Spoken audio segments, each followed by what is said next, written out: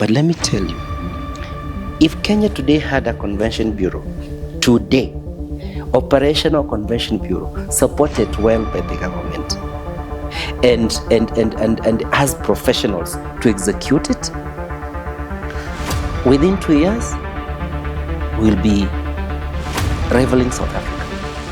Do you think, bearing in mind all the journey we've gone through and the current situation we have as the country, to be honest, do you feel we are still going to have a convention bureau, bearing in mind when the country is grappling with critical essential issues such as education, healthcare, minimal taxes, so the political instability? What's your take on that? Talking about convention bureau and MICE has been my passion for years, since 2013. I am not tired of talking about a convention bureau. We are still talking about a convention bureau, and we do believe strongly that it will one time come to fruition. Jeffers will get a lot of support from the South Africa Convention Bureau. Yes. And the South African government is supporting you. Yes, they're supporting AfSAE. That's no lie. He asked, when you do a report and you give recommendations, who are you recommending them to? And President Kenyatta was like, I want, if you do a recommendation, you execute those recommendations, because it's you who has done that, right? You cannot give me a recommendation to execute when I don't know what you saw or what you went through to come with. I want them executed. And I think under that strength, because I see you have a huge international portfolio, and I'm aware that you are one of the pioneers of the Convention Bureau, and you championed for the first Convention Bureau that was spearheaded by Madam Jacinta Nzioka. Maybe you can tell us about it. CS Balala called me to his office, and he gave me an offer that is going to appoint me to manage, to be to lead the Kenya Convention Bureau. Yes. So, as the Secretary General, so what role has the Association of Kenya Business Events doing to position Kenya as a MICE destination? Talk to us about like the membership and what's the goal, what's the big picture for AKBE? So these two people were like the brains, even today as we speak. Anywhere you speak about a convention bureau, in Africa you'll get a retailer, globally in Asia and Europe you'll get Gary Green. Yes, and actually shout out to Rick Taylor. I know he's going to see this. Rick Taylor, if you are watching this, we salute you, my brother. Expert in the MICE industry. And do you know who positioned Kenya as a MICE destination, especially when we talk about Africa? We have him today. How are you, Jeffers?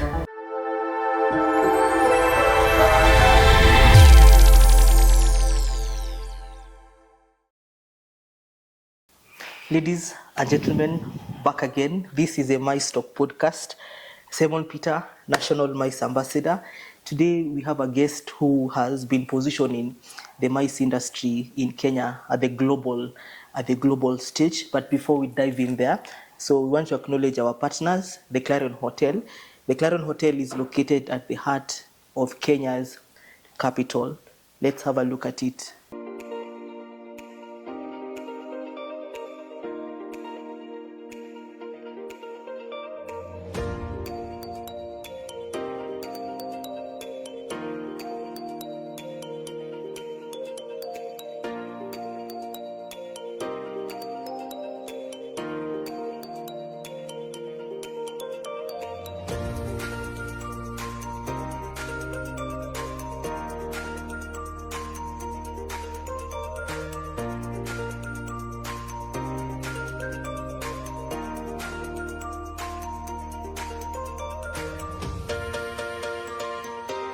We are back.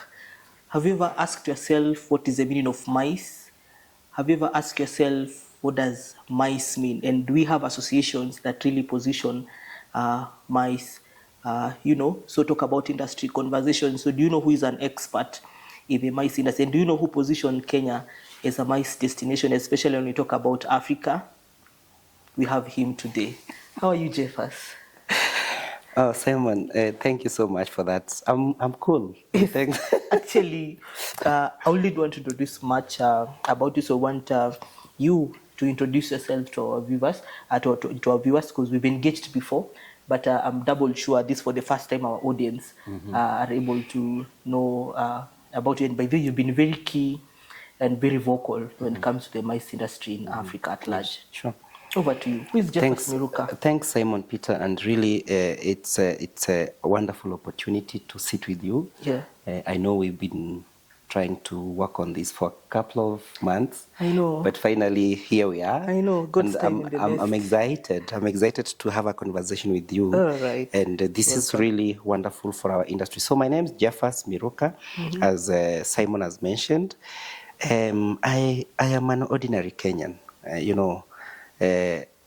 but beyond there, I'm currently the CEO of the AFAMCO group. AFAMCO is Africa Associations Management Company.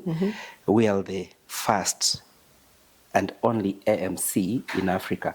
When I talk about AMC, I mean Associations Management Company. All right. This is something which is well and widely practiced in the US, where we have association as an industry. So it's well established, and there's so many people who actually manage the organizations through AMC. So we are the first AMC in Africa. But beyond there, I'm also the current Secretary General of the AKBE. AKBE stands for Association for Kenya Business Events. All right. And Association for Kenya Business Events, to make it easy for everybody to understand, it is a private sector-driven associations championing the mice sector in Kenya. All right. So that is in a very easy way to understand. And above that, I'm also the founding and first president of the African Society of Association Executives, which was founded 10 years ago in 2015 in Johannesburg, South Africa. We're now 10 years old, and we will be celebrating our 10th anniversary in October when we go to Pretoria for the Africa Association Summit 2025. It's going to be the 6th edition since we started in 2019 here in Kenya. And I have been in the association industry for long, and I've also been in the mice, I can say, concurrently for long. But more importantly, I also have a story to tell about how I ended up in mice. Interesting. That is what you said. You are a very humble and ordinary Kenyan.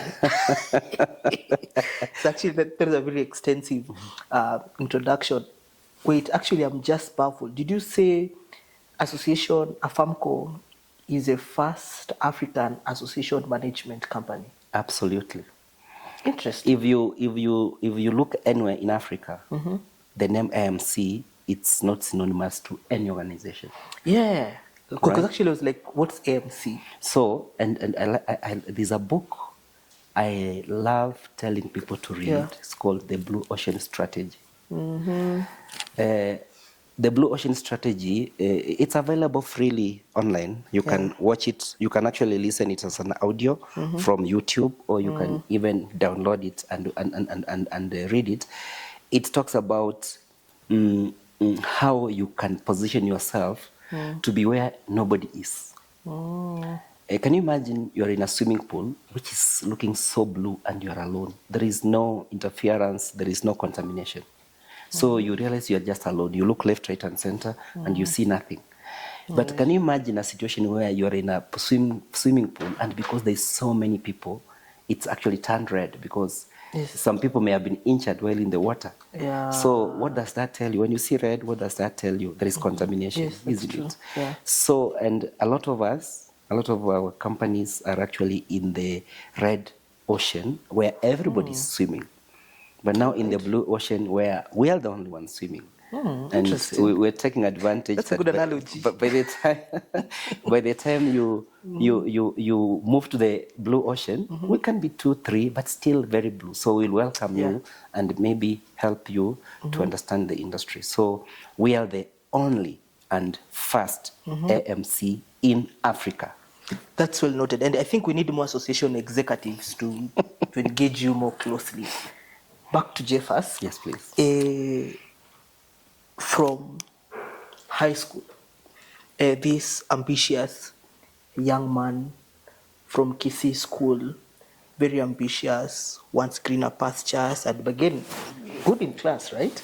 So where did you pursue your alma mater? That's a very good question, and you know, when you go to my social media handles, you might miss me when it comes to higher education. Ah, interesting. And note that I don't have any background. I went to campus and I did my computer science from a university which unfortunately was wound up, called Inrelo University. Yeah. And I did ICT, you know. And then from there, I went practicing in ICT. I worked for several IT companies, and I remember in college I was one of the top programmers, right? And I think I was good because people used to tell me, you know, you have a quiet persona, you don't want to be at the front, not because you're not a leader, but you like pushing others to be ahead while you are still playing a major role from the background. Yeah. And I think that has still held stronger with me over the years. And I'm that type of a person that I want you I want you to notice that, you know, you are being recognized. So yes, so let me come back. And then I worked in an IT companies, and it so happened that in 2004, when I was an intern, I was still working, you know. All right. You know, those days, there was not so many people in IT. All right, you understand? yeah. So I was still working, and when I was basically, I went to this organization which used to be called Forum for African, you know, agricultural technology, you know, format. Sorry if I've missed it, but yeah. So that's why I basically can say that I moved from IT because I was support specialists. I worked for companies like the Rockefeller Foundation. Oh, wow. I worked for companies like the Engender Health. I don't know whether they still exist. I worked for FAWE, Forum for African Women Educationists, All right. at that time. And then I also worked for quite a number of companies where I was offering help desk support, and I was actually a system support specialist. Interesting. And then when I was introduced to this other company, which was basically an agricultural company, I was helping them do the events. I remember the first event I ever did when I was pretty young was in 2004, and that's 21 years ago, is it? Yeah, 21 years ago. Yeah. We had a big event at the then Grand Regency Hotel. Then after that, this a non-government organization, NGO called Format, I think they said no, because we see your potential in helping us execute our events. Please, let's work together. All right. So that's when I ended up moving now to Format, where I worked from 2005 to 2009. I was in charge of events because we were organizing what we used to call stakeholders event around the country. We were traveling in every province that time. We had provinces to do farm events. So what do you mean by farm events? Familiarization events? No. Okay, sorry. In agriculture, farm as in we used to visit. We used to hold, bring farmers together to transfer for technology transfer. All right. Yeah, technology transfer. So where our officers could actually engage with farmers on the best modern farming practices and help with also funding them, because we used to get support from the Rockefeller Foundation. We used to get support from the IDRC International Center, IDRC International, Development Research Center, which we still have here in Kenya. We used to get funding from also other key organizations, which I may not totally remember. So we were actually giving them money and supporting them with the farming technologies. So so I worked there for 4 years, 2005, 6, 7, 8, actually 5 years, 9. So I left towards the end of 2009. Right. And why did I leave? While I was working on the events, there were associations which wanted to do events. And the first association, which again still relates with me, was before the association, we did events for the Rockefeller Foundation. I remember we did an event at Safari Park. In 2005, we did an event in Ghana in 2007, and we did an event in Mali in 2009. All right. So while I was good at it, this association approached me and said, you know, we need to, the current association called the African Association of Agriculture Economics, they said, we need your help in managing our activities. And I was like, associations, what is that? And then it was like, oh, it's something new, you know.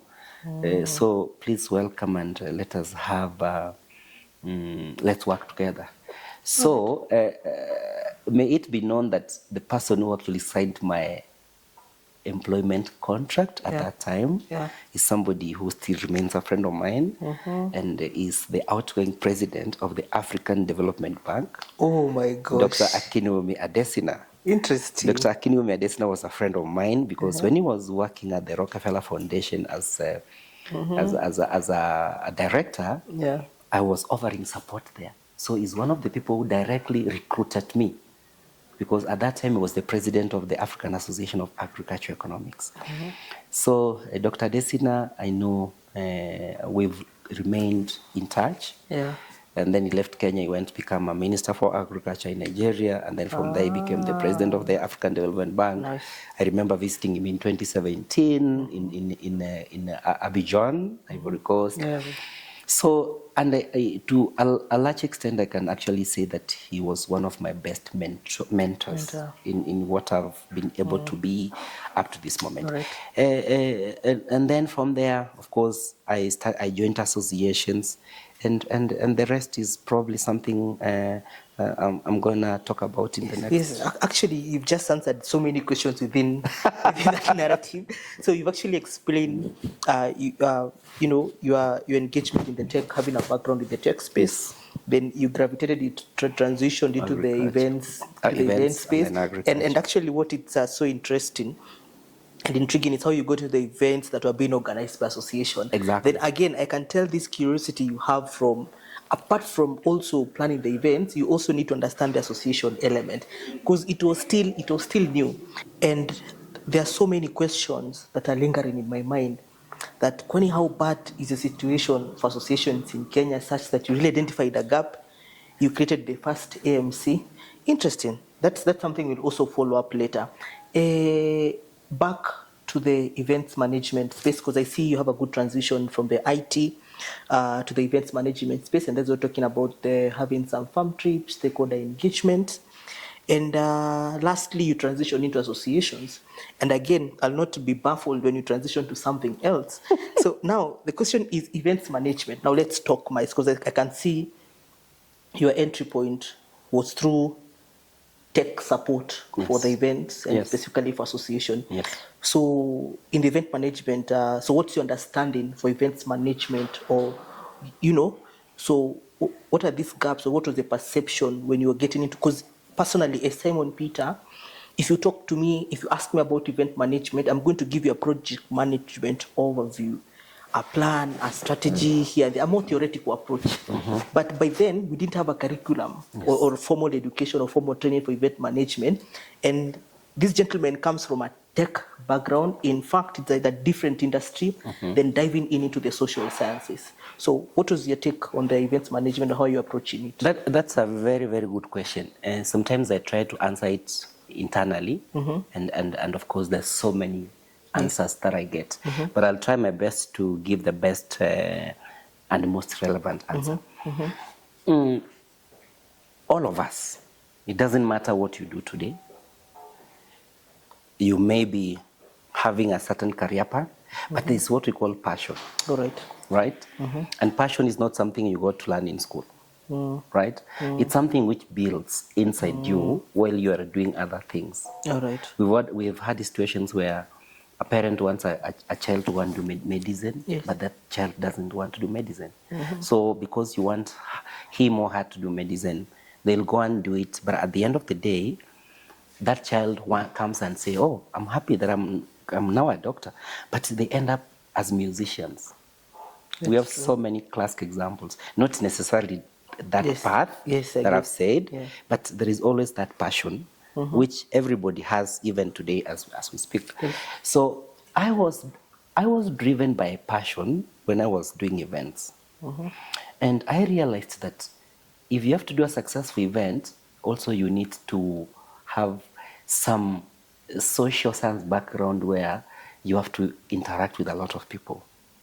And in my nature, and as I mentioned, you'll never find me shouting or trying to push things. But I will study something and I will try to create like a collaboration. So that helps me have a team to help me execute what I really want to execute. Before I do anything, I look at who do I work with? And let me tell you, you cannot do anything by yourself. You have to be with others. But if you're not good in social sciences, in maybe the soft skills that we call them, then it becomes a challenge for you to actually create a collaboration. That's true. So I use my soft skills because many people tell me, you're not somebody that when you get into a room, everybody will look at, no, you're somebody who will just mix easily with people. They'll not even know who you are until somebody maybe mentions your name, and then everybody's like, oh, right? I don't know whether that's true, but people tell me about that. So I believe people know who I am sometimes, and I can define myself. So I got into events because I was very passionate about doing events. I was very passionate about bringing people together, and that's why I have also worked in associations. Associations is all about bringing people together. Associations is all about building a community. Associations is all about looking at something together and saying, we can do this. Not you alone. We can do this.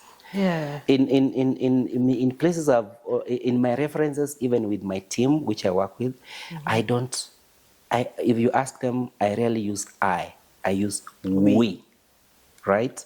Because I don't believe I can do it alone. I believe we can do it together. And of course, you know that together you are much stronger, right? So, and that is what really, that's why I developed a lot of passion to events, because it was bringing people together.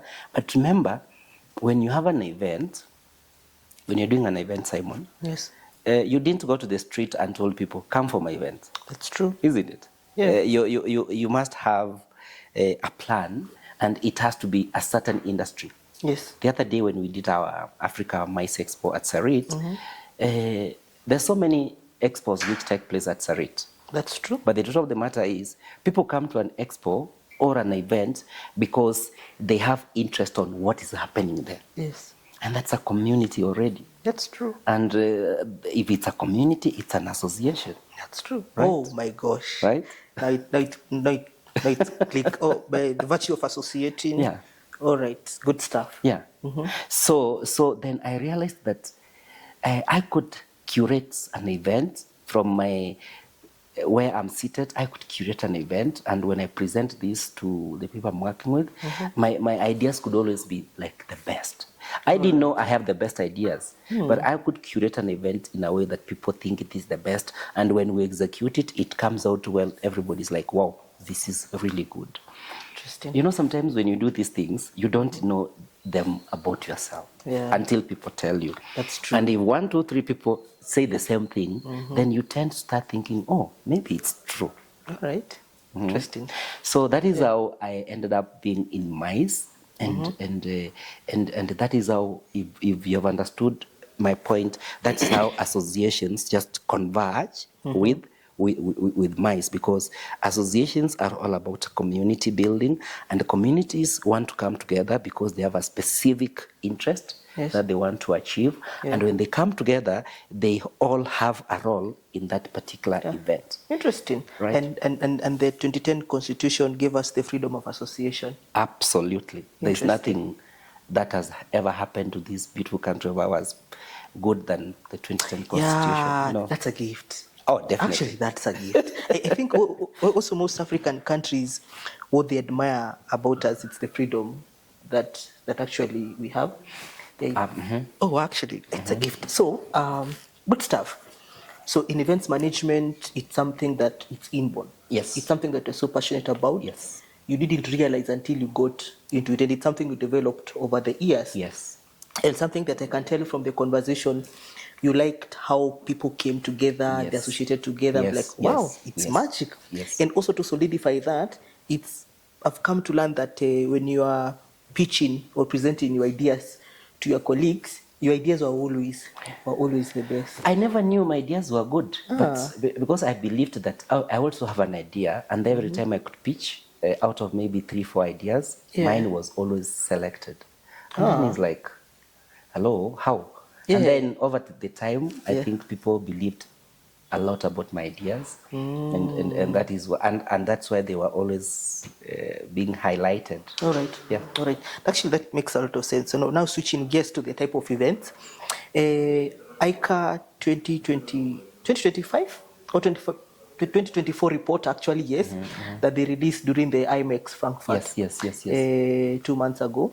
So there are some three industry events that they took part globally. One is agriculture, healthcare, and IT. Yes. And when it comes to agriculture, you've really gotten the niche. Oh, yes. Yeah. So what is a unique element when planning agricultural related events? Because I know it varies with industries. Yes. But you've gotten the agriculture space so well. By the way, because this is my assumption as Simon Peter, I'll predict this way. If you need to have a good, huge agricultural event, Jeffers is the right person. Why? Because of the stakeholder engagement and the networks. Yes. Because if I had to do something by myself as Simon Peter, it would really take me like 2 to 3 months. But Jeffers is quick, fast, 30 days. Why? Stakeholders are the same. And also on my few ad hoc research, I realized that most stakeholders shift between a period of 6 months to 1 year. Yes. That's why most transitions change to a long term of around 2 to 3 years because of they stay in those positions, blah, blah, blah. But the stakeholders are still the same. But now back to you, Jeffers. So what is so unique when you are planning agricultural related events? What are the unique elements in the agriculture events? It's a good question. Number one, agriculture remains the biggest economic contributor to Kenya's economic development. Oh, yes, that's true. And 60% of arable land in Africa is not yet cultivated. Oh, 60% of arable land. 60% of arable land in Africa is uncultivated. Oh, interesting. Then just curious, why? There's so many reasons. And if we go there, I think it's going to take long. Right, but the very simple reason is that, we haven't relied a lot on international technologies, all the technologies which are brought to us from out there. So we like doing it in the African way. So, and the African way, remember, it's a lot about small scale farming, right? Yes. So in our traditional setups or in our cultural setups, we tend to look at an opportunity where we can first cultivate land for our own consumption before we think commercial. But I'm glad that commercialization of agriculture is now really like contributing to the, let me say, the third revolution, because in agriculture, in Africa. And we are in the very interesting time of agricultural evolution in Africa. So, and that is why, if you look very carefully and if you really follow things, a lot of international companies dealing in agriculture are now setting their presence in a lot of African countries. But that is not a conversation I think we can have. But I found myself also doing agricultural events by the fact that I was working for the African Association for Agriculture Economics. Yes. And then, and naturally for me, I first want to study. I first want to take my time to learn and understand the industry. All right. And I'll surprise you actually, not because of anything, but that in my time working in the agricultural sector, I have created such a huge network of agricultural practitioners. Let me call them agricultural practitioners. Yeah. And by the way, you know, agriculture is a science. Yes. It's a big science. Yeah, that's so true. In the process of basically knowing the major agriculture practitioners, I have written proposals, funded proposals, and in my call to duty at the African Association of Agriculture Economics for many years, I raised, I helped. Let me say, I assisted to raise more than $5 million. All right, interesting. For our events. Interesting. And for our activities, right? For some of our programs. So that gave me really, and of course, when I was young, I remember we used to go to the farm to till the shamba, and over the time, of course, in high school, I also did agriculture as one of those technical subjects. Elective technical programs. And I was actually very good in agriculture. So and it also felt, you know, when you're growing up, and I'm talking to somebody young like you still have many years. Of course, you're going to realize that there are some things which come in, and if you develop interest to learn, you realize that you realize that you like it. So when I was in the agriculture, and I was always curious to understand now the depth of agriculture and productivity, and I realized I like it. So today, if I write a paper in agriculture, and somebody who has a PhD maybe, and probably I don't want to say I'll do the best, but I can do a very good job. All right, good stuff. So in agriculture, I was there for that quite some years. I think while in agriculture, managing associations, one thing that I also need to tell you that while I'm also working for the African Association for Agriculture Economics and doing the agriculture events, some people noticed me from the International Association of Agriculture Economics. And for 3 years, 2021 to 2024, I was actually doing part-time job as the director for communications with the International Association of Agriculture Economics. I helped them also organize their events in 2012, when we were working collaboratively with the African Association of Agriculture Economics. We organized an event in Brazil, that's in 2012. And then we organized an event in Milan, Italy, in 2015. And we organized an event in Vancouver, Canada, in 2018. We organized a virtual event in 2021 during the COVID time, which interestingly had 950 participants over a week. And the most recent, before I left, we organized an event in 2024 in New Delhi, India, which was also graced or opened by the Prime Minister Modi, the Prime Minister of India. And I had a beautiful opportunity to even shake his hand. Oh, wow. Yeah, so When because I had a 3-year period to do that. That's what we assigned. So at the end of it, I managed to present a bid on behalf of Rwanda to bring that event to Kigali in 2027. Interesting. So in 2027, the International Association of Agriculture Economics will host its 33rd International Conference of Agricultural Economics in Kigali, Rwanda. And you know what? Yes. It's me who presented the Rwanda bid. Why do you present the Rwanda bid and you're a Kenyan instead of bringing Yes, here? that's a good question. You know, in this business, sometimes professionally, you don't only belong to your country. You know, you can work for anybody around the world. So Rwanda, they were actually to travel and present their bid, but the officer who was sent from Rwanda Information Bureau was delayed in Amsterdam to fly to Vancouver. And it happened, I was already in Vancouver, in Canada. So they reached out to me and said, you know, we know you can do this for us. All right. Because otherwise we will lose it. So please, this is our bid. These are our videos. Just go, present it. So it wasn't difficult because I know the art of bidding. Bidding, yeah. I know the art of presentation.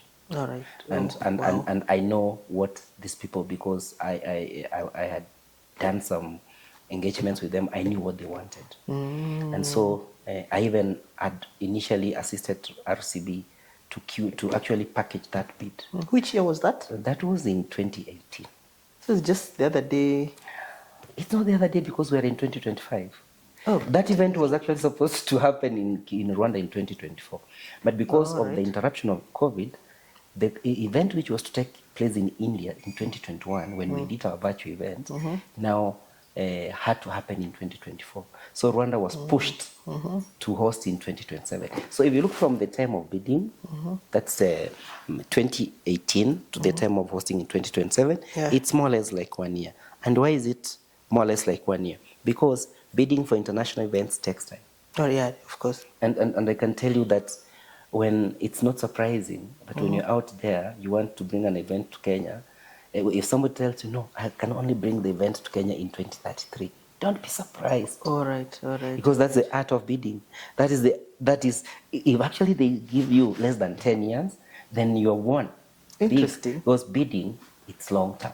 Yeah, that's true. So the reason I was just saying just the other day, it's you mentioned about the Rwanda Convention Bureau, and I'm like, when was it formed? Then also Kenya, ours was around 2019, 2020, something thereabout. I'll tell you. Yeah, so, and that's why I'm like, I can feel Rwanda pushing so much for those events to come in Kenya. And as you said, I know you are a Kenyan, but you said, doing all this work, you're not only for Kenya, you're also part of the Africa at large. So, shifting gears. So you've gotten into the events management space, you've crafted the art of stakeholder engagement, and also you've added the art of bidding.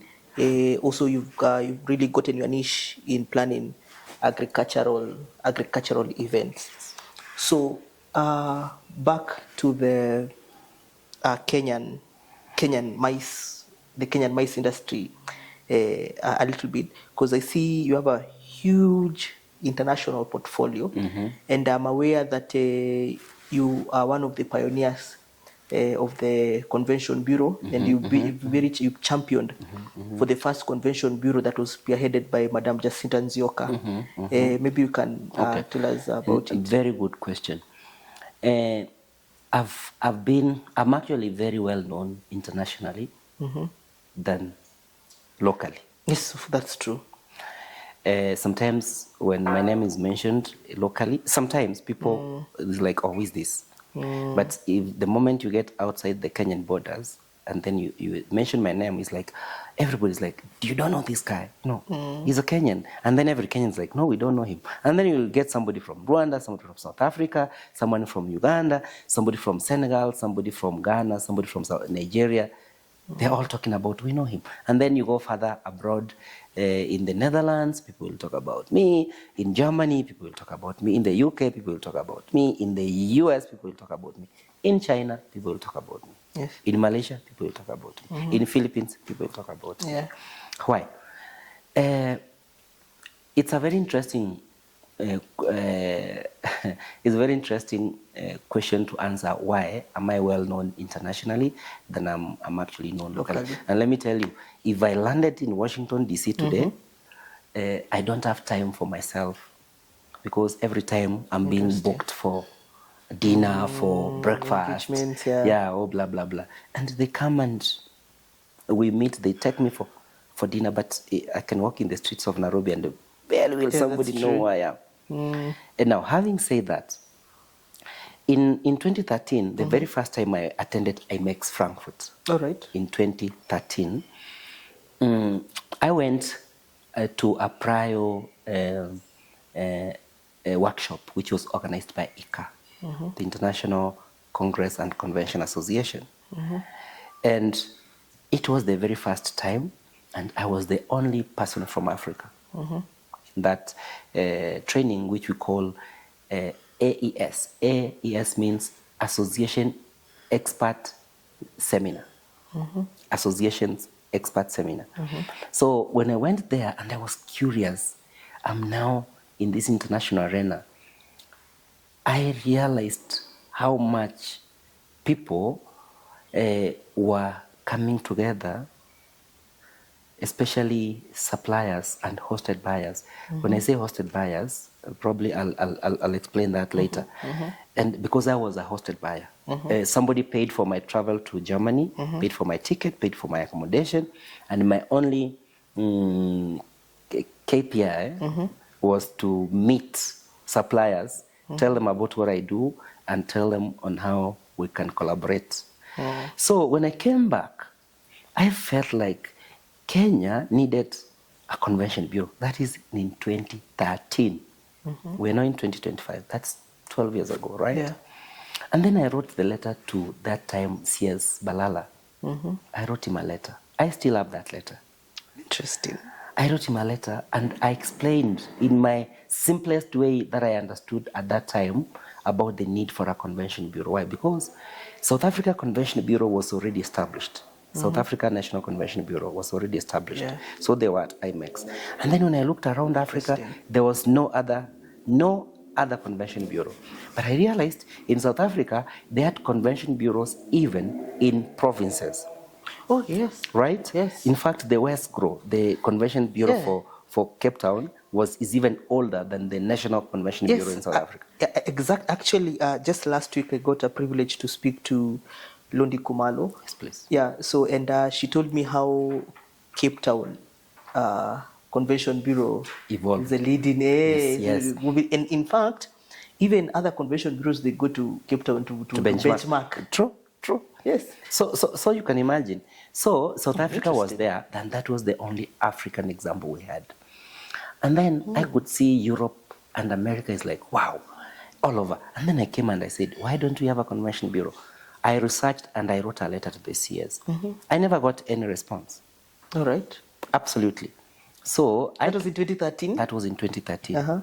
I never got any response. Yes. But later on I came to understand that my letter was actually filed in a file, which it was the only letter, because nobody had ever spoken about a convention bureau. But I'm aware that there were task forces which were established on the same, but I don't know what happened. But anyway, so before your letter? Yeah, not before my letter, after my letter. All right. But now let's move a bit faster forward. In the Rwanda Convention Bureau was actually in the offing by 2013. So in 2014, when I went back to IMEX for the second year, Rwanda Convention Bureau was exhibiting for the first time. Oh my! So now we had two from Africa. Yeah, South Africa and Rwanda. And when I met a gentleman called Rick Taylor, my very wonderful friend, Rick Taylor, from the business. Yeah, Africa Business Tourism Company. Yeah, exactly. Yeah. And I had a chat with Rick Taylor. He told me, we connected, and he told me about the Convention Bureau. And then I also had an opportunity to speak with another wonderful friend of mine called Gary Grimmer from Gaining Edge. Gary Grimmer is from Australia, from Melbourne, Australia, and he has been involved in establishing Convention Bureau a lot in Asia and in Europe. So these two people were like the brains, even today as we speak. Anywhere you speak about a Convention Bureau, in Africa you'll get Rick Taylor. Globally, in Asia and Europe, you'll get Gary Grimmer. Yes, and actually shout out to Rick Taylor. I know he's going to see this. Rick Taylor, if you are watching this, we salute you, my brother. Yes, because actually most of our engagements, when we post something Rick Taylor like this, each and every from Rick Taylor, I'm like, oh, this guy is everywhere. Yeah. So Rick Taylor sat with me and told me that, you know what, Kenya, you're a sleeping elephant. Oh my gosh. And because he's the one who actually helped establish the South African National Convention Bureau, he actually started the WestGRO, which is Western Cape Convention Bureau, and he's the one who started the South African National Convention Bureau.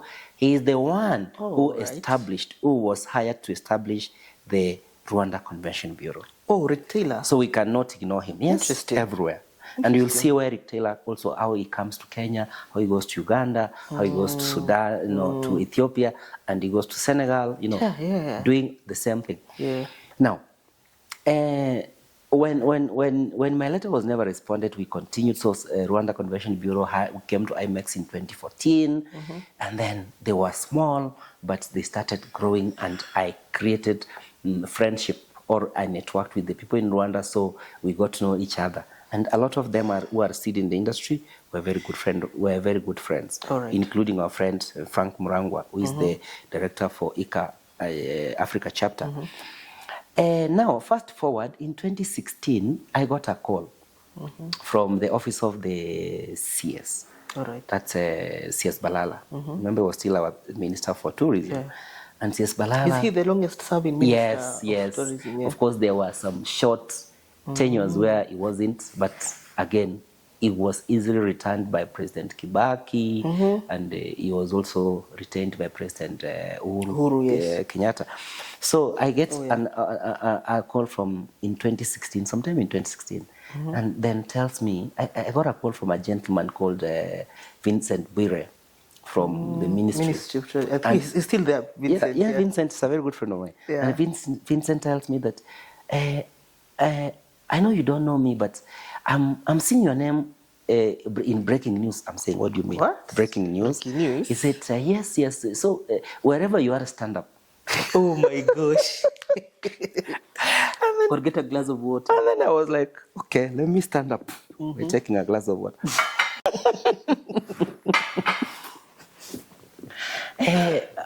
Young man, I know you're a young man, but your name has been presented to be a member of the task force for the establishment, for the operationalization of the Kenya National Convention Bureau. And we don't know, but the CS provided your name, but it also occurred that there's a letter you sent to the CS in 2013, which was filed, and then it was the smallest file in our shelves. So when we pulled it and say, how come there's such a small file? And then we only got one letter.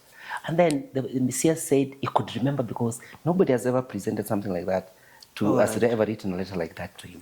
So the CS, in his authority, he has appointed you as a member of the task force. But you will receive more communications later. And I was like, I'm happy to give back to my country. After 3 years? After from 2013, 14, 15, now 16. Towards the end of 2016. Yeah, 3 years. 3 years.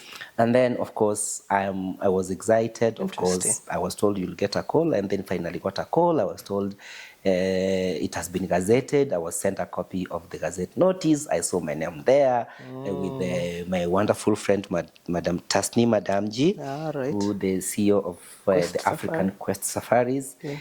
She was actually appointed our chairperson. And then there we had the likes of KTB, Madam Betty Radial, we had Nana Gishaga from KCC, All but right. also more importantly, we had the former CEO or managing director for Serena in Kenya, that's Jan Mahmoud Mohammed. We had the late J. S. Vora, also part of the team. May he rest in peace. We had a gentleman called Mohammed Mahmoud. He was an ambassador. And then, of course, we had Vicky Muyanga, our current chair at AKBE. She Yeah. was also appointed. Anne Murungi, who was at that time commercial. I think she was the sales director at Kempinski. She was also appointed. Interesting. And we also had the secretariat, which were a staff from KCC, Dan Mwoki, my friend Dan Mwoki, I know is watching this and is listening. Dan is in KTB? Dan, no, wasn't, but he's currently a private consultant. All right.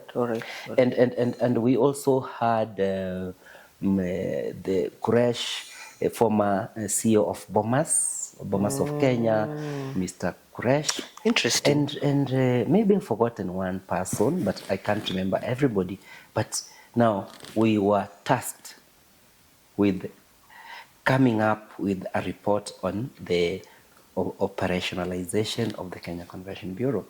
And I remember my learnings from the global perspective, because I'd gone to IMEX so many times.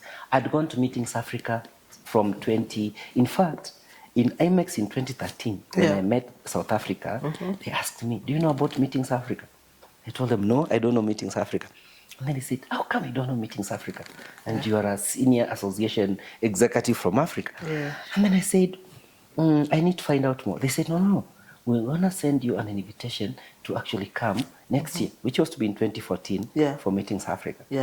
And me and Meetings Africa have been partners since 2014. And that's why in 2015, we established the African Society of Association Executives at Meetings Africa. Yeah. Right? And I just want a little bit on that. My team and I were doing some background checks, and I could see Jeffers were getting a lot of support from the South African Convention Bureau. Yes. And the South African government is supporting you. Yes, they're supporting AfSAE. That's no lie. In fact, they are our biggest partner. And every event we do, AfSAE we do, it's actually presenting partner is South Africa National Convention Bureau. They believe in us. We've done a lot of work in Africa. In associations, in capacity building. We've done capacity building in Rwanda, 2017, 2018, 2019. And now we just renewed our MOU for 2025, 2026 for 2 years. That's for the Rwanda? For Rwanda, and the Rwanda Convention Bureau. So RCB has also been our supporter. Interesting. We have done capacity building workshops and trainings in Uganda with the Uganda Convention Bureau. In 2023, we had a full week of training. We still have an existing MOU. In fact, they're trying to see if we can go back to be training the associations. We have done trainings in Tanzania. Interesting. With the Arusha International Convention Center. We've done trainings in 2022 and 2024 last year, which culminated to our summit in Dar last year. We've done partnerships training with the Ghana Tourism Board. Interesting. In Ghana in 2022, in early 2022. We have done collaborations in Ethiopia. We haven't trained in Ethiopia, but we have done an event in Ethiopia, which was under the East Africa Mice Forum. All right. In Ethiopia, where I've been actively involved. And we've also done training in Zambia, right? We've done a lot in Africa in capacity building for associations, and for them to be able to understand their role, for associations to be able to know that associations management is a profession. And talking about association management as a profession, I also had a wonderful, and sorry, I hope I'm not answering to questions which you haven't asked me. So, but I'm glad because what I've come to learn, it's in each every question, so you also answer the ones that I'm still meditating. So I'm like, all right, so let's get the flow. Yeah, so we have collaborated very closely with the American Society of Association Executives. In fact, the training curriculum that we use to date is provided by the American Society of Association Executives. So what we only do is to look at it and curate it to fit the African market, because we can't train on law issues for America, but we have a very wonderful collaboration. In fact, the AFSAE, the African Society of Association Executives, is the CAA approved provider in Africa, and it's us guys who have that certification. So it's only us who can train you in associations management, where it can be accepted and recognized anyway, and we're the only ones in Africa. Interesting. So far, nobody else is doing that. Actually, you said that, and you reminded me of my very good friend of mine, Wanjiku Karaoke Kandio, for the events. So also when they were doing training for, if you look at how Events Academy was being formed, so the whole idea, it's a global experience she's gotten, but now localizing the events curriculum program. But back to the Convention Bureau. Yes. You wrote a letter 2013, the CS called you in 2016. Yes. And I don't hear about the Convention Bureau nowadays. So the Convention Bureau, it's what can I say? It's it's a bit like a zigzag where you go down, you come up, you go down, and I'm actually hoping that now we're on our way up. But when we did when we went around the world to do benchmarking, we went to Hong Kong, we went to Malaysia, we went to Brazil, we went to Germany, we went to South Africa, and we went to Rwanda to do benchmarking on how their convention bureaus are being operated. And we wrote a very good report. All right. But in any report, just like in a dissertation which you do in your academic pursuit, your thesis. Thesis. The key things are towards the end, isn't it? The recommendations, isn't it? They are at the tail end. So you read all this literature, you'll say we went this, we compared, blah, blah, blah, case studies, and this is what they do. But at the end of the day, so what do you recommend? They're looking at the recommendations. I remember President Kenyatta once said that he's tired of recommendations, because every task force comes with recommendations. And then he asked, I remember it was something which was captured. He asked, when you do a report and you give recommendations, who are you recommending them to? And President Kenyatta was like, I want, if you do a recommendation, you execute those recommendations, because it's you who has done that. Yes. Right? Yes. You cannot give me a recommendation to execute when I don't know what you saw or what you went through to come with those recommendations. Yes. I want them executed. And I think under that strength, that we had our recommendations, and the CS Balala said, I'm gonna come back to you guys to execute these recommendations. But anyway, so in I think that was in 2019, I don't know, maybe 2018. Our recommendation was very, very clear. Very clear. Yes. We had, the first recommendation was the Kenya National Convention and Exhibitions Bureau, KENSEB. That's how we call it. Oh, all right. Kenya National Convention and Exhibitions Bureau should be an independent government entity, just like any other government entity like Kenya Tourism Board. Because we realized if it doesn't have independency, then it does not get funded. All right. Right? All right. But of course, there was politics that even the government is now trying to collapse a lot of these parastatals, so it cannot create a new parastatal. But we said there are ways to do it. We said there is no two way, because if you want us to implement our recommendation and the benchmarking we've done from Germany, South Africa, to Brazil, to Hong Kong, to Malaysia, it's all about government supported. So it's an independent parastatal or independent government corporation. Yes. You'd rather collapse others, but this one you give it what it needs. We said there are two ways you can do it. Number one, no, there are three ways. There are two ways you can do it. Number one is through an act of parliament that it's established. Number two, it's through an executive order. Right? The executive order was quicker, but again, that is the prerogative of the president. Nobody else can give an executive order. Yeah, that's why you hear a lot of executive orders in the US with President Trump. Right? So we said that it's through either an executive order or an act of parliament. But it has to be created. If we cannot have a convention bureau, then the only other thing is to anchor it, just like using the South Africa. But South Africa, is very unique. The South Africa National Convention Bureau is anchored under the South Africa Tourism. So it's a quasi-independent department under the South African Tourism. It's semi-autonomous. Yeah, it's semi-autonomous. That is the right word.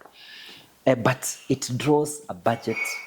It has its own mandate. So it's not bound by SAT in many other ways, but it falls under SAT. So we said, because SAT is like our Kenya Tourism Board, then let's anchor it as an autonomous department with the Kenya Tourism Board, but with its own independent budget and independent activities. Actually, that makes sense. Yes.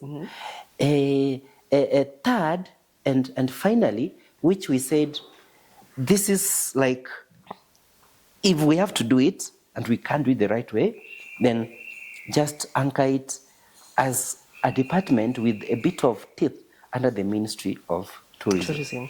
But of course, we knew that could be a very tall order. Just having like a department in the ministry, it has political implications in terms of maybe interference, things like that. But anyway, I don't know. But we gave our recommendation. But anyway, so what happens? And let me tell you, this is a very interesting story. Before Madam Jacinta was appointed to manage the Kenya Convention Bureau, the CS called me. CS Balala called me to his office. And he gave me an offer that is going to appoint me. Oh my gosh. To manage, to be to lead the Kenya Convention Bureau. Yes. Interesting. Yes. So I was this close to interview this former CEO. Yes. But of course, things changed. I was called to his office. I met with the Said Armani, who is currently, I think, in the Ministry of Housing, as one of the senior secretaries there, and we had a chat. And I didn't manage to see the CS, but we had a chat. And he told me, we're also consulting our legal team to tell us whether this is possible. And I said, if any time I have an opportunity to serve to serve Kenyans in such a capacity, I'm happy to do that. So, but after that, it took some time. The call never came, and I was like, oh, let me still continue be staying focused on what I'm doing. But finally, I was called again from the CS's office, and I was again asked to return. I returned and I met Mr. Said Atman once again. Mr. Said Atman told me, we've consulted, and I'm sorry that we are coming late, but we've consulted. And one thing that has come clear is that currently the government cannot hire you to lead because you are not in government. Number one, is going to be an issue, was that position advertised? Right? Number two, is going to be, how do you get somebody from the private sector to appoint him to this position? Right? So, and number three, since there is no direct budget which coming to the Convention Bureau, then we cannot promise that you'll be supported. So we don't want to mess you by asking you to leave your current job to come and manage the Convention Bureau. All right. So they said the now agreement is we will identify individuals whom we believe can do this from within the government, right? From within the government, Yeah. to actually run this. And I'll tell you something else before, while I finish that story. So that's how they ended up appointing Madam Jacinta. She was seconded from Kenya Tourism Board. Oh, she was working within the ministry. Yeah, from within the ministry, parastatals all or right. corporations. All right. So she was seconded from the Kenya Tourism Board. Yeah. And also they picked a gentleman called Davis Wambua from KICC. Yes. And they picked Muriuki Mreithi, is still at KTV. And they picked some people like Hesbon Oyendo. I was confused Dan with Muriuki Mreithi. Yeah, there's Dan Mo, Dan. Yes, Dan yes. Moka, no. Yes. So there is, and then they picked Hesbon Oyendo from the Ministry of Tourism, and they picked also Fatima, who was actually the communications director in the ministry. So these are the people who came to establish the Kenya Convention Bureau. But you know what? And allow me to say it just the way we see it, because I've been in the industry for long. Say it. The chances of the Convention Bureau to have survived in that setup was very, very, very minimal. Why? Because it was not anchored on any legal structure. All right. It was like the CS said, before I leave office, let me establish a Convention Bureau, which was a wonderful thing. Today, we still have the skeleton office of the Convention Bureau at Tourism Fund. And one of my current staff, Millicent Nasirian, had an opportunity to intern there for about 6 months, right? Yeah. Which again, she brings also a lot of experience in terms of Convention Bureau. Yeah. But having said that, and let me tell you something maybe you don't know, because I've been in this industry and I've been following. After our report in 2017, yes, remember the task force was in 2016, we submitted our report in the first quarter of 2017. After that, in late 2017, I think the year 2018, the CS Balala, the then CS Balala, identified 2 people to lead the Convention Bureau. And I don't think the history recognizes them. Madam Walusi Walia. Interesting. Wawusi Walia, who is, I think, the communications director of corporate communications at Kenya Tourism Board, and the gentleman who was actually the secretary of the task force, that's Dan Moki, formerly at KCC. They were appointed, the 2 of them, to spearhead the establishment of a Convention Bureau. I don't think many of us know that story, but I know it. News. So if you talk to Madam Wawusi Walia from KTB, she's still there. All right. And Mr. Dan Moki will tell you, oh yeah, we were tapped to actually run the Convention Bureau. But anyway, both didn't work out. So we are now back to square one. But talking about Convention Bureau and MICE has been my passion for years, since 2013. I am not tired of talking about a Convention Bureau. We are still talking about a Convention Bureau. And we do believe strongly that it will one time come to fruition. Yeah, so just need to pose a challenging question. During the previous participation from the ministry, you know, the ministry did a public consultation forum for the tourism strategy. And I went through the document, and actually the Convention Bureau was mentioned. And I'm glad the KCC board and structure was not touched. And through the budgetary allocation, I saw there was a proposal allocating around 150 million Kenyan shillings to assist on the setup, all that. And right now we know the Kenya Kwanza government is trying to, is on a cash crunch.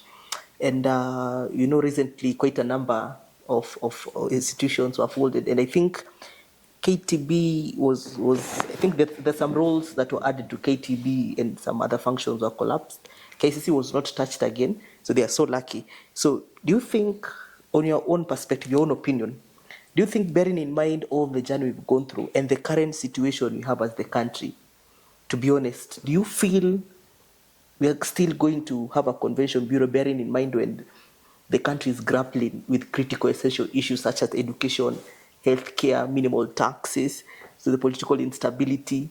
What's your take on that? So MICE is driven by convention bureaus. If you don't see any growth in Africa in terms of a convention bureau, don't expect magic that we are going to move in terms of the percentage of events we host here.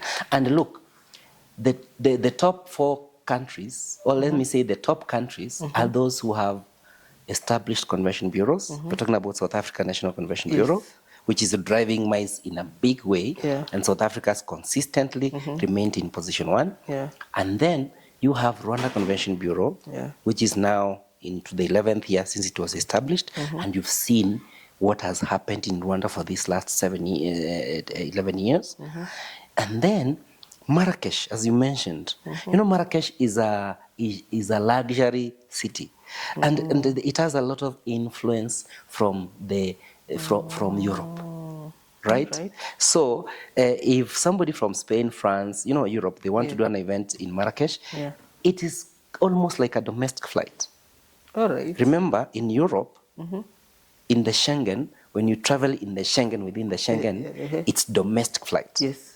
There is nowhere you'll be asked, where are you flying from Poland to Portugal? All right. As far as they are. Where are you flying from Romania to Iceland?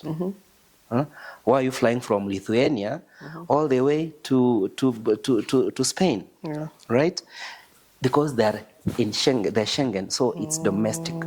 So from Spain to Marrakesh, it's just like you are closing the Atlantic, you know, just right? like Nairobi and Mombasa.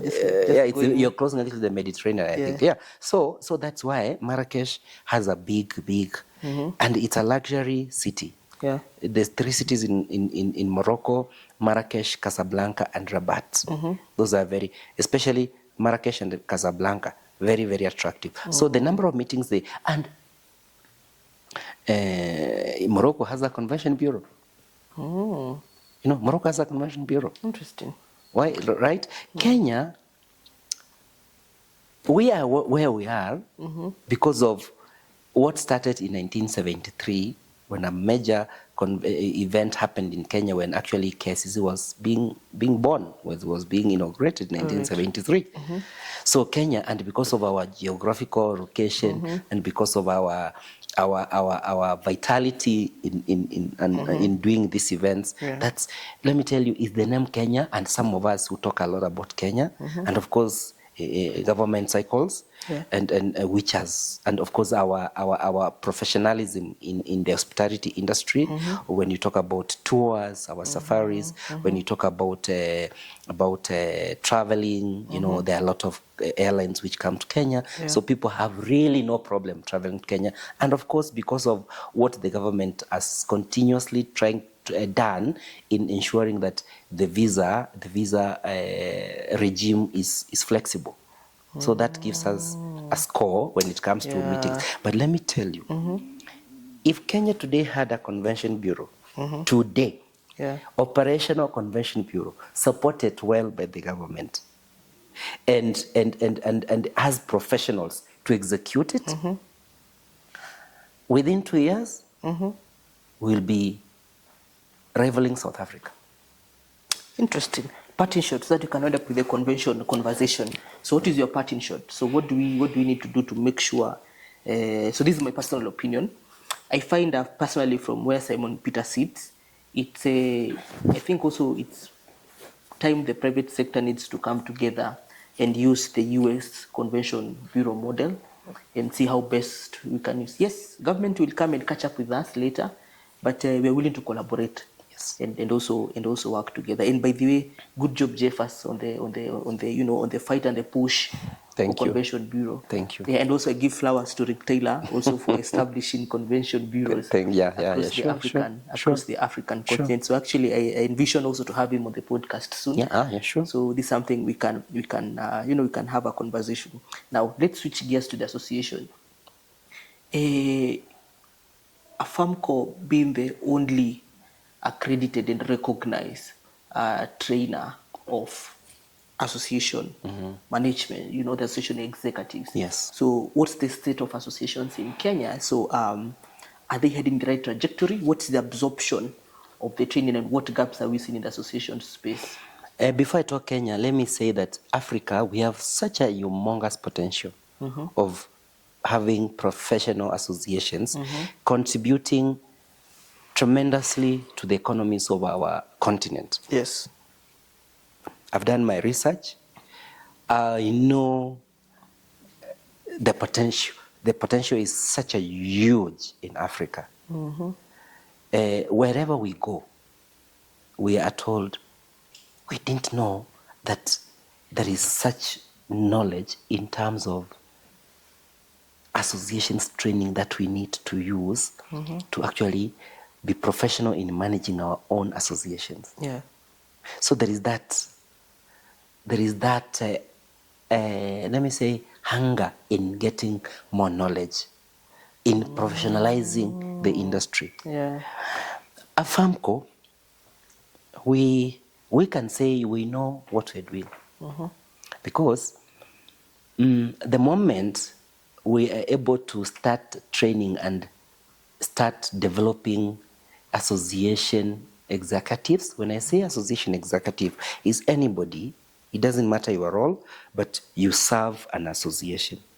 When you serve an association in whatever role, it could be as a member of staff, it could be as a CEO, it could be in the volunteer positions like board.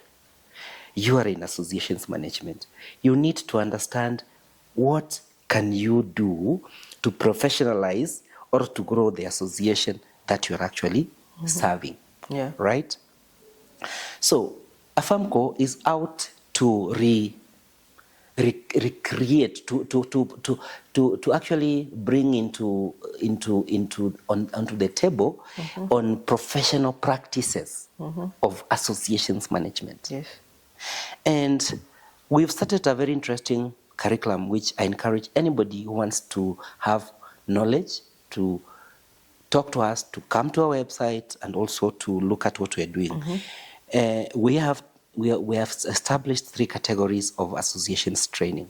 The first tier, it's for staff All right. who work in within associations, because we want to professionalize them to be better managers. We want to help them connect with global peers. Remember, the challenges you go through in your association are the same challenges that somebody in Botswana, somebody in the Philippines or Indonesia, somebody in Peru, somebody in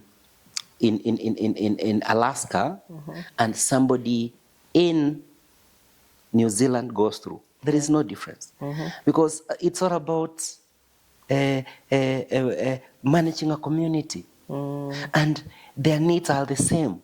You need to have products which benefit your members. You need to have programs which benefit your members. You need to provide services which benefit your members. And that is a whole new podcast that we can talk about in the future.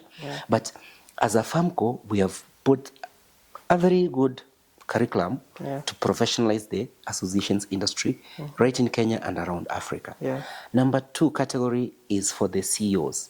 You know, CEOs need to learn about leadership, about governance, about also public relations, because a CEO is the number 1 public relations officer of its own organization. That's true. When a CEO speaks, everybody says the CEO has spoken. Yes. So you must be good in PR for for people to take your comments positively. Otherwise, if you don't have PR, then people will say, how come that guy is a CEO or that lady is a CEO? They don't even know what they're talking about. That's true. So we are also here to professionalize. We have programs in leadership, how to manage volunteers who are also your board members. Quite extensive. We have on how to basically lead the board, because as a CEO, you are the secretary of the board. And if you are the secretary of the board, then you need them to know what they're doing. So there is governance a lot. And of course, I've mentioned it's important for you to understand membership, because you cannot be a CEO of yourself. you have to be a CEO of members. So you need to understand how membership works. Right. And then we have another final tier of boards like leadership or governance, CEO, the association governance. Yes. So where we are now want to train pods. Number one, we want to do orientation or what you call onboarding. Why? Because among the many, and that's governance, among the many things that we've noticed is that when you're a board member, sometimes you think, oh, now I'm a board member, so I should boss everybody. No, you're not supposed to be the boss. You're actually at the stratosphere level, at the strategic level. Yours is on governance to ensure that the association that you are serving as a board member is working professionally and for its members. So you're there to improve it. So stop being the CEO as a board member. Stop being the one who knows it all, because you are a board member. Stop being a bully, because we know board members who are bullies. Stop being bullies, board members. Stop thinking that you are the top. No. Oh my gosh. Leave the legwork to the CEO and to its staff. All right. Just wait to get a report. In fact, your interaction with even the staff should be very minimal, because the staff respect you. You're a member of the board. Yeah.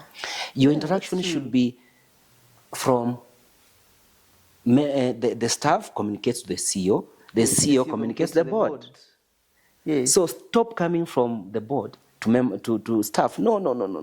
You're doing the wrong thing. So we are there to help you in governance. That's good masterclass. Yeah, we are there to help you in governance so that you know your role. Because a lot of you, when you become members of the board, you don't have a class.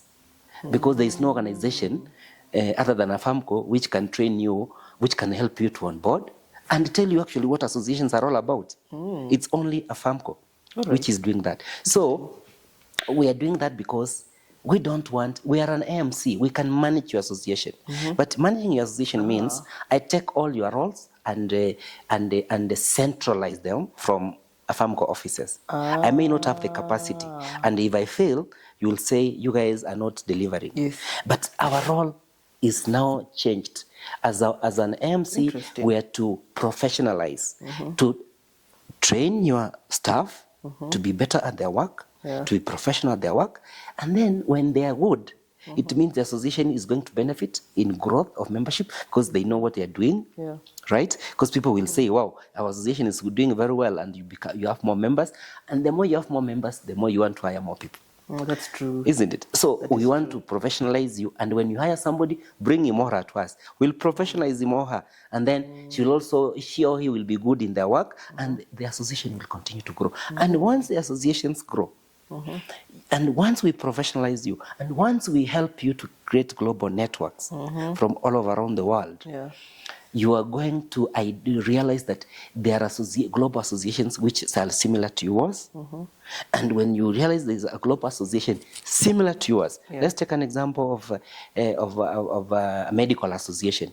There is always global medical associations. And when they realize there is a strong medical association in Kenya, the Kenya Medical Association, I'm just using that for an example, they are going to want to collaborate with you. And when they collaborate with you, chances are that even when they want to bring an event to Kenya, they have a strong local partner. And when they have a strong local partner, the local partner, which is the Kenya Medical Association, for this case, just as an example, will want to work with the Kenya Convention Bureau. And that's why I say the Kenya Convention Bureau, it's not an option. It's a must. They'll work with the Kenya Convention Bureau to bid for that 1,500 capacity delegates who are coming from the globe to bring the event to Kenya. And then the associations will grow, the mice industry will grow, the our economy will benefit, jobs will be created. What else do you want? Let me give you a case study, Jeffers. Kenya Airways were the host of the airline ground handling conference, first ever in Africa. And KCC really supported Kenya Airways to bid, push for that event, and of course work with the local partners. And again, still hypothetical. So then you find maybe KMA will not, by any chance, will not have capacity for those large scale. They need a partner to assist them in really getting it right in bidding for such events to come here come here locally. And just on that note, also just to add on the board conversation, I trust and believe. I think the role of the board is to provide strategic leadership. True. To give an eye-birds view and give direction to an organization, because as a CEO is local, is handling the staff, is executing what the board envision. And just on the same note, I know Secretary General of the Association of Kenya Business Event, and it's actually, I think it's among the largest MICE associations in Kenya, alongside the Event Managers Association of Kenya. So, and I'm glad and happy I've been seeing AKBE with good interaction with EMAC, and there is actually quite a lot to learn across board. So, as the Secretary General, so what role has the Association of Kenya Business Events doing to position Kenya as a MICE destination? Talk to us about like the membership, and what's the goal? What's the big picture for AKBE? The reason why the Association for Kenya Business Events was formed, number one, is actually to champion the MICE industry in Kenya. And when we talk about championing, we mean our members are the major MICE, MICE investors. When we talk about our membership, we have hotels. A lot of MICE events take place in a hotel. And by the way, a MICE event is an event which brings together 50 people, 50 plus 1 people. That qualifies to be a MICE event, which can actually be quantified as one of the key events happening by ICCA. 50 plus 1. The criteria, 50 plus 1. So if we are 49, that's not. That's a workshop. Oh, wow. Right? That's a workshop. But if you're 50 plus 1, then it's a MICE event. You can call it whatever name, but it's a MICE event. It can be used to rank Kenya. So the hotels, there is no hotel you will go tomorrow to here in Nairobi or in Kenya, major hotels, and you don't find a function going on there. Yeah, that's true. Right? So these are our members. Right? Number 2, the Kenya Airways, as our national carrier, plays a central role in connecting us. That's true. If I'm going to South Africa for Meetings Africa, I'll fly Kenya Airways. It connects me to the MICE ecosystem. That's true. Because MICE is actually an ecosystem. That's true. There are so many parts moving at the same time. Right? It's an ecosystem. So that's why you'll have hotels, you'll have venues like Sarit or KICC, which have really done a fantastic job. You'll have airline like Kenya Airways, you'll have professional conference organizers, the PCOs, you'll have the destination management companies, which also help people to do tours. Remember, people when they come, let me tell you, they're not interested in coming to our room, have a conversation about the event and go back. They want to tour the country. So DMCs are part of this. Logistics companies. If you're bringing a big band from France, for example, to come and perform in Kenya, chances are we don't have local capacity on the equipment they use. That is true. It also happened early this year. Yeah. So they'll have to ship in their equipment. And that is the work of logistics companies, right? In this ecosystem. You get it? And then there are these small practitioners, the people who will basically be caterers, you may need caterers, you may need the support ecosystem. So that brings, so when you talk about a MICE event, it is a complete ecosystem that's coming together. So we must ensure that in Kenya, AKBE is playing a key role in bringing together all these people into an ecosystem of MICE so that we can do business together, we can professionalize the industry. We are happy that we are making great progress in collaborating with the IMAC. And let me tell you, in this industry, you cannot talk about competition. Yeah, that's true. You can talk about what we call competition. Yes. Competition means competitive collaboration. All right. Okay? If you have to be competitive and collaborative for you to create a lasting MICE ecosystem. Let's not fight over things which really are only going to spoil our business. Because whenever you start a fight, somebody will know so and so is fighting. You know, the negative news go fast. But when you collaborate, people not talk about it. But you know, the net effect of a collaboration is much more stronger than fights, which are totally unnecessary. Yes, that's true. Yeah. All right. So which means AKBE, it's not only for event suppliers, it's an ecosystem. It's a MICE ecosystem. It's a MICE ecosystem. Hospitality, logistics, airline, venues, PCOs, DMCs, and small actors. All right. Right?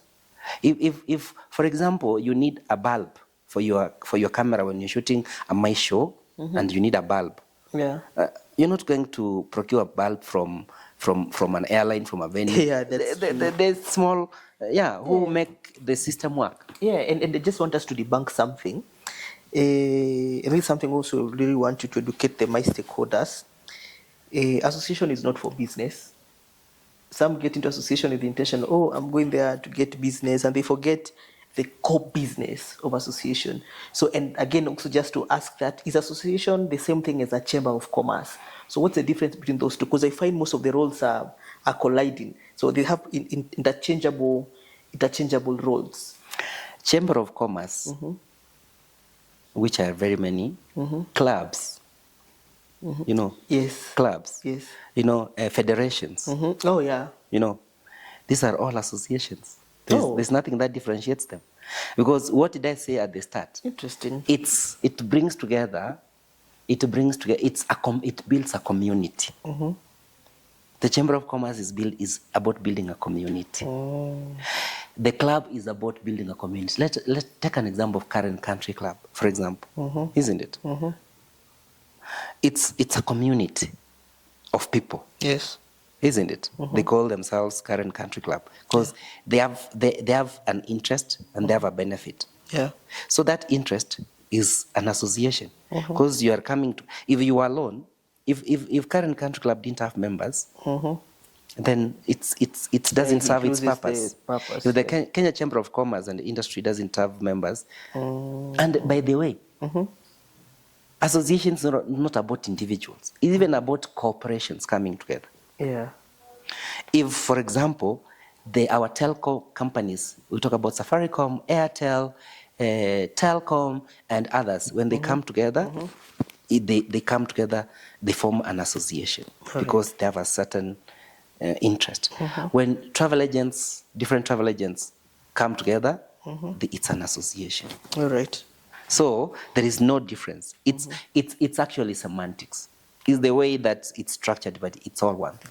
All right, that's very interesting, and I think I've worked at the America Chamber of Commerce before, actually headed by Maxwell Okelo. He's really doing a great job when it comes to chambers, and that's why I got the interest on this advocacy, having narratives, the whole idea on MICE. I think when I was working at AmCham, it's where like I got a whole perspective on what exactly MICE is, and took me to the world of whatever you are doing in the agricultural Industry, space. Yeah. So as we fall down now, and now that you did you leverage on tech, so then in MICE, how do we leverage tech into the MICE, and how do we merge these synergies of absorption of tech into the MICE ecosystem? How does technology assist us in advancing the MICE agenda, and also AI? It's here. I like the fact that we are now speaking about tech in relationship to the sector. Yeah. And as somebody who has a technology background, very well grounded, it has helped me a lot to be better in my field because, number one, how did I get to know about these global events? It's because of curiosity. And my curiosity was because I'm tech savvy. Yeah. So I'm interested in doing research. I'm interested with data. I'm interested to know if you harmonize, if you harness this data, what does it give you? It gives you something which not many people have. And we cannot ignore tech or AI, artificial intelligence, in running our associations. We want efficiency. And I tell my team that we are an AMC, but we have to be an AI AMC, right? Mm-hmm. We have to be an AI AMC where we have to leverage technology. Yeah. This technology is not built for you to look at it and say, no, that doesn't affect me, until it affects you. So leverage on artificial intelligence, which is the buzzword now, which is the keyword now. Leverage on artificial intelligence to be more efficient, to be more productive, to do research, and ask ChatGPT, ask Gemini, ask them, as an association executive, how can I be better at what I am doing? And you'll be surprised. As a mice expert, how do I know what events are actually likely or coming to Kenya because of the past the past rotation? AI will help you predict on what events you need actually to look for, right? Because normally association events rotate. So if they rotate, and we normally document, AI knows that the African Society of Association Executives, AfSAE, the summit happened in Kenya, it went to Rwanda, it went to Tanzania, it went to Uganda, and now it can easily go. It says maybe this is more of English-speaking countries, and it's rotating. So the next, it can easily tell you where it's going to, even when you don't know, right? Interesting. So if we don't embrace tech, and especially AI, to make us better in what we're doing, then we are going to lose big way. All right. So that's huge stuff. So where do you see Africa, the Africa mice landscape in future? Where do you see it in the next 5-10 years? You know, what excites me the most is about the youth. Oh, wow. In Africa, because you guys are now Gen Z, Gen Alpha, and the other generations that are coming. You guys are now more tech savvy, and you're now embracing tech tools to help you be more efficient. And because Africa has the youngest population around the world, the median age of an African is 19. Yes. The median age. So tell me what the future holds for you. So if you can harness tech, and see how you can leverage tech AI on mice. Japan, they're paying people to have children. Yeah, I've seen. And actually, South Korea, for the first time, they're not their growth rate reduced to 0.7. Oh, wow. Chances of having a child. So when it's 0, it's basically nil. People are not having children, so there are no young people growing up. But Africa, everybody, even those people who look at Africa with a lot of who don't like Africa a lot, and we know there are many, they actually look at our population, demographic, and they say this is where the future is. That's true. So Africa is where the future is, and Africa is where mice belongs. Mice of the future belongs, and I am encouraging young people who we are actually mentoring to seize the opportunity, leverage on AI, on tech, see what you can do in the mice segment, and come out and use those, because you are still young, you have so many years to live. When those people in Asia, in America, when I'm 70 years, for example, and I have young people who are remaining in Africa who are in their 20s, then it means that you can do more than I am doing at the age of 70. As you wind up, yes, please. Is the Kenyan mice industry headed in the right direction? Yes. Indeed it is. 100%. Why? Because the stakeholders in the industry have realized the essence of collaborating. And as industry association, as AKBE, we are at the forefront of looking for collaborations. And everybody is now being very receptive. That's why AKBE and IMAC are talking. Great. And that is why we are having a lot of members joining AKBE, because they want to belong and they want to know what way is it for us going forward. And as the world continues to restrict movements, the neo-nationalism, it's time for us, Africa, to say this gives us an opportunity for us to reset. So a few mice for Kenya, brilliant. It's very, very, very rosy. Let me put it like that. So the future is bright. The future is extremely bright. And with exactly what you guys are doing at Mice Diary, and because I know you are influencing young people, make sure that you have a lot of young people you are mentoring to continue supporting you and do it better than you.